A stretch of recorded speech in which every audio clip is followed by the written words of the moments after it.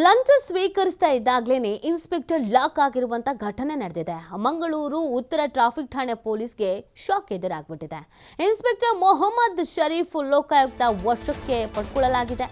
ಶರೀಫ್ ಮತ್ತು ಸಿಬ್ಬಂದಿ ಪ್ರವೀಣ್ 3,000 ಲಂಚ ಪಡೆಯುವಾಗ ದಾಳಿ ಮಾಡಲಾಗಿದೆ. ನ್ಯಾಯಾಲಯದಿಂದ ಸ್ಕೂಟರ್ ಬಿಡುಗಡೆಗೆ ಆದೇಶ ಆಗಿತ್ತು. ಈ ಬಗ್ಗೆ ಮಹಿಳಾ ಪೊಲೀಸ್ ನಾಗರತ್ನ ಭೇಟಿ ಮಾಡೋಕೆ ಹೇಳಿದ್ದ ಶರೀಫ್ ಅವಾಚ್ಯ ಶಬ್ದಗಳಿಂದ ನಿಂದಿಸಿ ಲಂಚವನ್ನ ಕೇಳಿದ್ದ ನಾಗರತ್ನ. ಈ ಬಗ್ಗೆ ಲೋಕಾಯುಕ್ತಕ್ಕೆ ದೂರನ್ನ ನೀಡಿದ್ದ ದೂರುದಾರ ಲೋಕ SP doctor Nandini, DYSP doctor Gana ನೇತೃತ್ವದಲ್ಲಿ ದಾಳಿಯನ್ನ ಮಾಡಲಾಗಿದೆ. ಲಂಚ ಸ್ವೀಕರಿಸ್ತಾ ಇದ್ದಂತ ಸಂದರ್ಭದಲ್ಲೇ ರೆಡ್ ಹ್ಯಾಂಡ್ ಆಗಿ ಸಿಕ್ಕಿಬಿದ್ದಿರೋದು.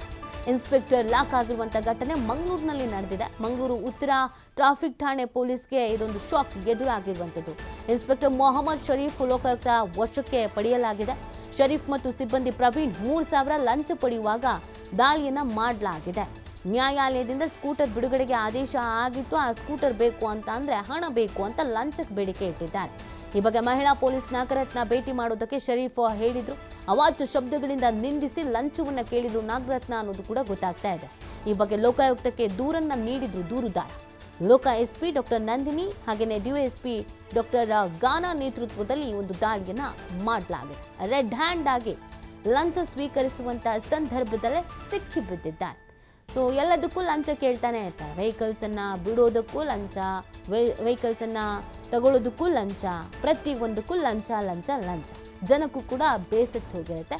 ಆ ಕಾರಣಕ್ಕಾಗಿ ಫೈನ್ ಅಂತೂ ಕಟ್ಸ್ಕೊಂಡೇ ಇರ್ತಾರೆ, ಅದ್ರ ಜೊತೆಗೆ ಎಕ್ಸ್ಟ್ರಾ ಕಾಸು ಬೇರೆ ಕೇಳ್ತಾ ಇರ್ತಾರೆ.